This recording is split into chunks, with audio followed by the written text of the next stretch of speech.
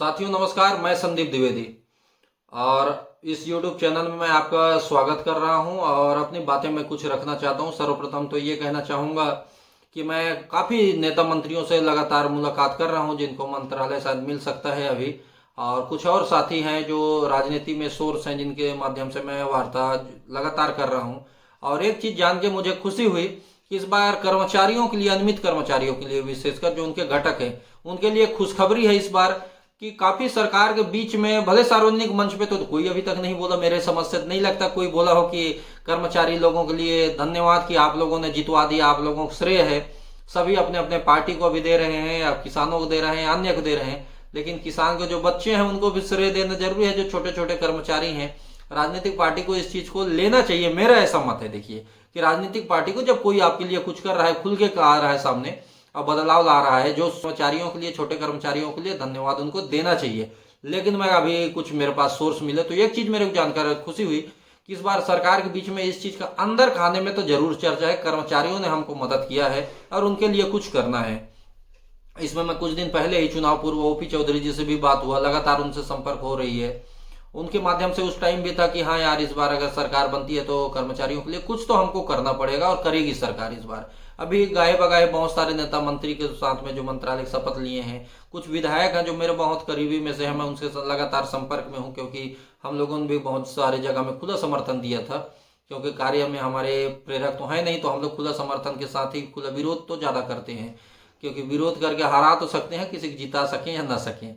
तो हम लोग काफी, जब सोर्स वहां पता चली तो ये आया कि कर्मचारियों को इस बार कुछ तो मिलेगा, कुछ बड़ा मिलेगा। लेकिन अब बड़ा मिलेगा बोल के सो भी नहीं जाना है, संघर्ष सबको अनवरत जारी रखना है। और मेरा तो ये कहना है कि व्हाट्सएप में जिस प्रकार विवादें होती हैं, इतना विवाद व्हाट्सएप में कर्मचारियों संगठनों पे, जगह जगह पे कल्पना से परे, पढ़े लिखे विचारविद छोटे छोटे बातों को लेकर विवाद चालू हो जाते हैं। अगर कोई लड़ रहा है, अगर कोई मंत्री के पास में जा, विधायक के पास फोटो खिंचवाया, तुरंत मैसेज, विधायक के पास फोटो खिंचवाया, मंत्री के पास तो तेरा औकात नहीं। अब बेचारा प्रेशर में आ गया, लीडर चला गया किसके पास? मंत्री के पास। अब मंत्री के पास फोटो खिंचवाया, कुछ आवेदन दिया, मिठाई उठाई देके अपना हाथ गोर जोड़ा, आ गया। तुरंत डाला कि दो चार बधाई देते, बधाई दो चार देंगे, लिखने वाले व्हाट्सएप में ज्यादा मिल जाएंगे। मंत्री के पास मिला, मुख्यमंत्री के पास तो इसका दमे नहीं है। अब वो बेचारा फिर प्रेशर में आ गया, अरे यार दो चार मेरे को बोल दिए। अब वो टेंशन, खुशी नहीं है, कर्मचारी नेता खुशी च नहीं है, उसको खुशी नसीब होने नहीं दिया जाएगा। फिर मुख्यमंत्री के पास लेते लेते तैयारी किया, मुख्यमंत्री के पास जैसे मिला, फोटो डाला। मुख्यमंत्री के पास मिलने से क्या होगा? कुछ लेके आओगे तब तो कहीं ना कहीं टीका टिप्पणी करने वालों की लिमिट की हद हो गई है भाई। मैं 5 साल संगठन चलाया, रोज चैलेंज, बगल में खड़े होके कि जाए, अच्छा से सट के नहीं खड़ा है। अब क्या मैं गोदी में बैठ जाऊं किसी का? कोई लीडर क्या गोदी में, कोई विधायक मंत्री गोदी में बिठा के ऐसे खिलाया कि यार यार मांग मांग लूंगा तेरा, तब भरोसा करेंगे क्या लोग बाग? तो टोका टाकी करने वालों के लिए तो मैं बोलता हूँ, व्हाट्सएप में अगर प्रेरक, मैं अपना संगठन का देखूं, अनियमित कर्मचारी संगठनों को देखूं, हर जगह हम देखूं। मैं ये नहीं कि अपना प्रशंसा करूं, बाकी का आलोचना करूं, ऐसा नहीं है। व्हाट्सएप ग्रुप लीडर लोगों के लिए मैं बोलता हूं एक महाकाल है। जानकारी देने के लिए बनाया गया है, जानकारी लेने के लिए व्हाट्सएप ग्रुप बनाने वाले ने बनाया होगा कि वार्तालाप होगा। लेकिन मैं बोलता हूं घर के झगड़े से लेकर कर्मचारी के झगड़े तक के हर जगह झगड़े के, वाद विवाद, तर्क वितर्क का ज्यादा केंद्र बन चुका है। और इससे जो बढ़ने वाला है, अब सोचिए कोई अच्छा काम किया, हमारा कर्तव्य क्या है? बहुत अच्छा काम कर रहा है भाई, आओ आगे बढ़, उसको और प्रोत्साहन करना चाहिए। लेकिन हमारे लोग जिसके लिए वो संघर्ष करके अपना घर, बीबी बच्चा छोड़ के, छोटे छोटे बच्चे छोड़कर लड़ने जा रहा है रायपुर नेता मंत्री के पास में, घंटों लाइन लगाना पड़ता है, लगाया, फिर वो खुद काजू कतली कभी खाया नहीं है, वैसा ऐसा मिठाई ले गया, खुद उसको कोई हार नहीं पहनाए हैं।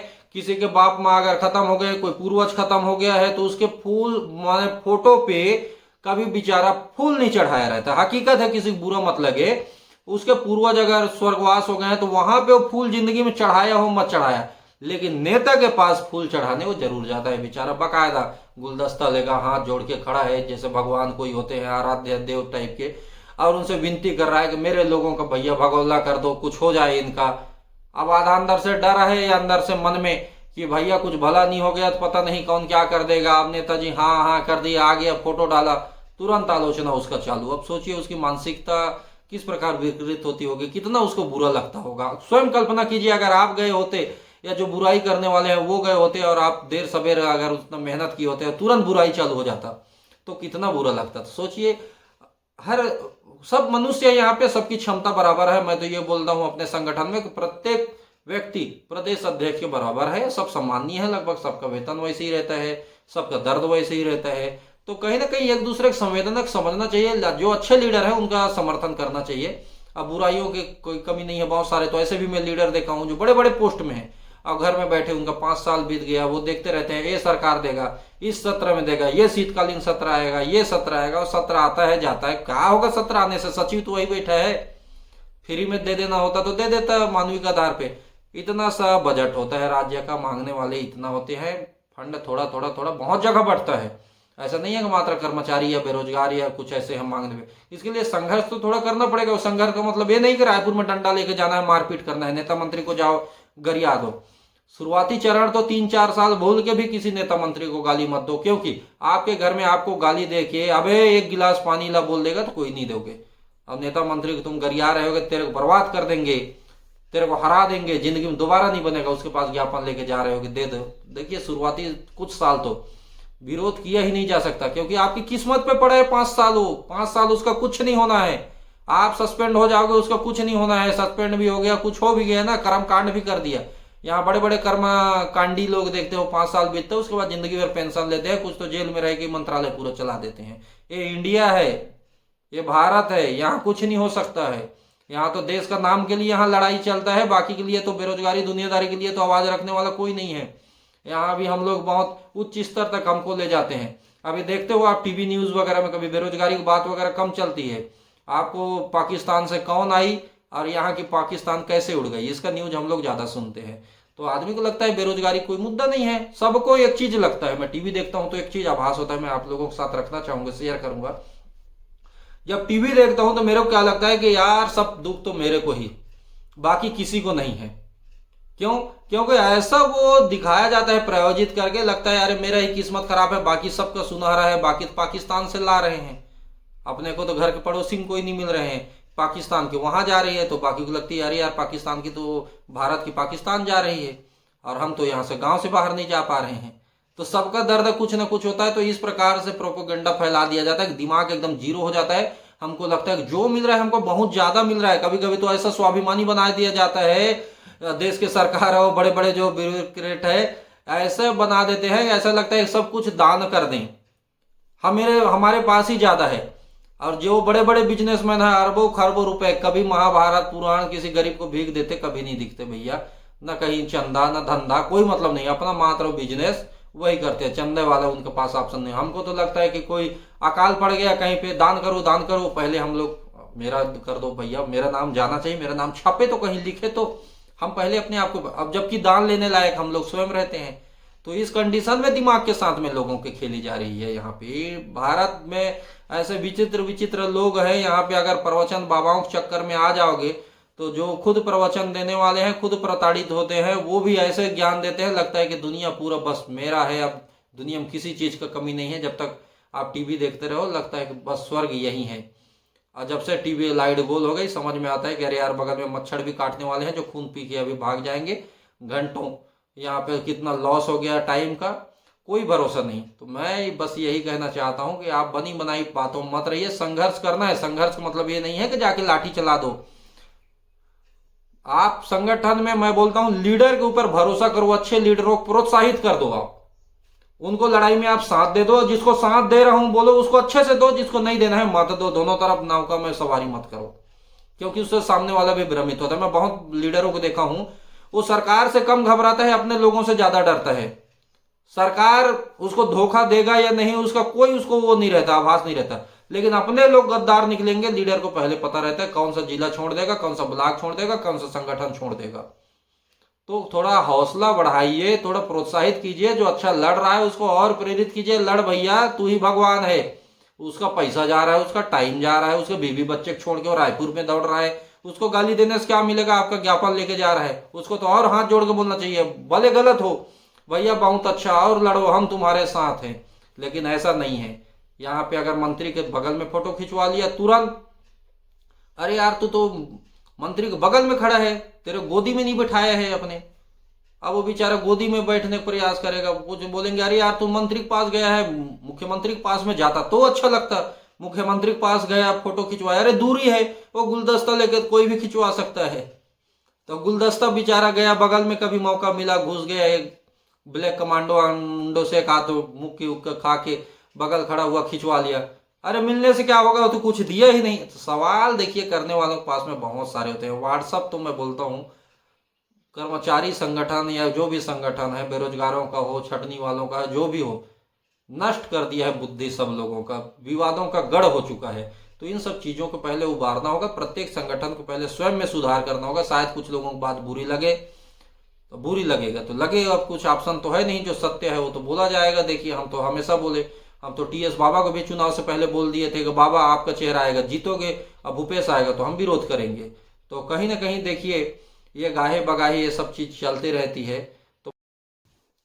तो मेरा बस यही कहना है कि सब लोग एक सूत्रता के साथ बंधे रहें। देखते हैं, अभी काफी उम्मीदें तो जग रही हैं, काफी बातें आ रही हैं कि कर्मचारियों के साथ में कुछ होगा। निश्चित रूप से मैं बोलता हूँ कुछ लोग होंगे जो उन सरकार के विरोधी पार्टी से, हम तो किसी पार्टी से बिलोंग नहीं करते, लेकिन जो लोग सरकार के पक्ष में होंगे, क्योंकि हमारे बीच कांग्रेस बीजेपी अन्य पार्टी के लोग भी काफी करीबी रहते हैं। कुछ लोग ऐसे होते हैं जो करीबी रहते हैं लेकिन कर्मचारियों के लिए कर्मचारी हित की बात करते हैं, और कुछ लोग कर्मचारी हित में घुस के पार्टी की बात करते हैं।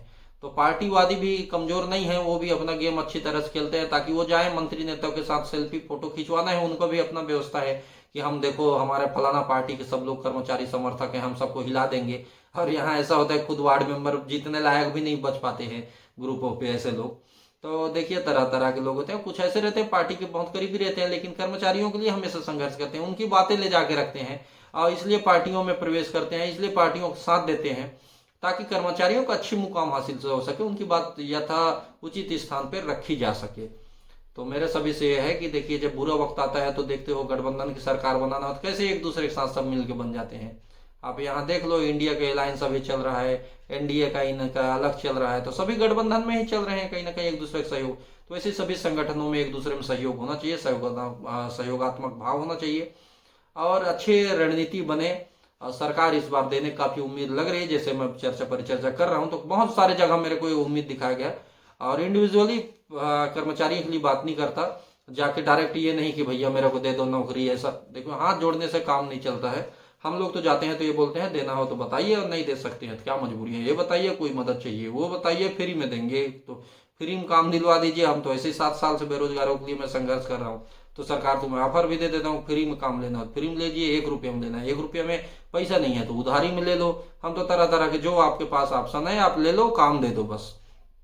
उनको तरह तरह की बातें हम लोग तो बता के आ जाते हैं, तो डर भय वाली कोई बात है नहीं। अब हम तो काम से बाहर वाले हैं और हमारे बीच में कुछ ऐसे लोग भी हैं जिनको काम करना भी नहीं है बस, और अपने साथियों को काम दिलवाना हो तो नेता मंत्री ये भी नहीं बोल सकते सस्पेंड कर दूंगा, तेरे को बाहर कर दूंगा, जेल करवा दूंगा। क्योंकि बहुत सारे नेता मंत्री को ये भी पता होता है कि कुछ लोग ऐसे भी हैं जो कहीं अपने कार्य से विरक्त होकर राजनीति मत आ जाए कि उनका खुद का पद चला जाए।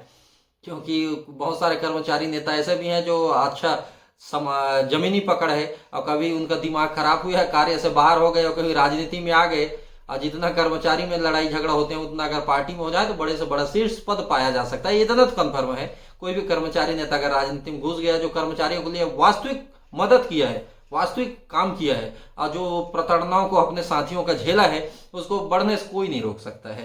तो खैर बाकी बाद में सभी एक सूत्र के साथ बंधे और एक साथ में काम करें। काफी उम्मीदें दिखाई दे रही है इस सरकार के साथ में, लेकिन संघर्ष जारी रहे, मिलना जुलना बात करना ये सब चीजें अच्छे से जारी रहे। और कर्मचारी जो लीडर हैं उनसे भी मेरा एक निवेदन है, हाथ जोड़ के निवेदन है, आप सब सर्वश्रेष्ठ है, लाइन लगा के जो मिलने की ये प्रवृत्ति है ये बंद कर दें। आप कर्मचारी नेता हैं, आप अपने संगठन के नेता हैं, अब इस प्रकार छीछी लेदर टाइप का जाएंगे एक विधायक के पास में घंटों लाइन में लगा लग के मिलो, उससे अच्छा भैया मत मिलो यार, जब खाली होगा तो मिलो। आपकी भी रेपुटेशन है, आपका ही नहीं आपके पूरे संगठन के इज्जत का सवाल होता है। बगल वाला संगठन को भी फिर वैसे समझ लिया जाता है, सब ऐसे है उलफट आते रहते हैं, हाथ जोड़ के दे दे भैया दे दे। अरे भीख नहीं मांग रहे भाई, हमारा बजट हमारा टैक्स हमारे माता पिता का टैक्स उससे दिया जाता है, और जो विधायक मंत्री पा रहे हैं वो भी अपने टैक्स का पैसा है, तो हम अपना हिस्सा मांग रहे हैं, कोई भीख नहीं मांग रहे हैं। इसलिए अपना सम्मान बचा के, सम्मान नहीं है तो कुछ नहीं है तो गिड़गिड़ाओ, नाक मत रगड़ो, चमचागिरी मत करो, अपने हक के लिए जब बात आए तो अपने कार्य बताइए, अपने क्षमता दिखाइए, जब लड़ाई की जरूरत होगी तो लड़ाई दिखाइए, प्यार से काम चले तो प्यार से करिए, लेकिन सम्मान बचा के, क्योंकि आपका सम्मान आपके पूरे संगठन का सम्मान होता है, पूरे कर्मचारी बिरादरी का सम्मान होता है, जितने संगठन के तो बना बना के लड़ते हैं उनका सम्मान होता है। इसलिए अपने वैल्यू पहचानना इंसान को बहुत जरूरी है। बहुत बहुत धन्यवाद।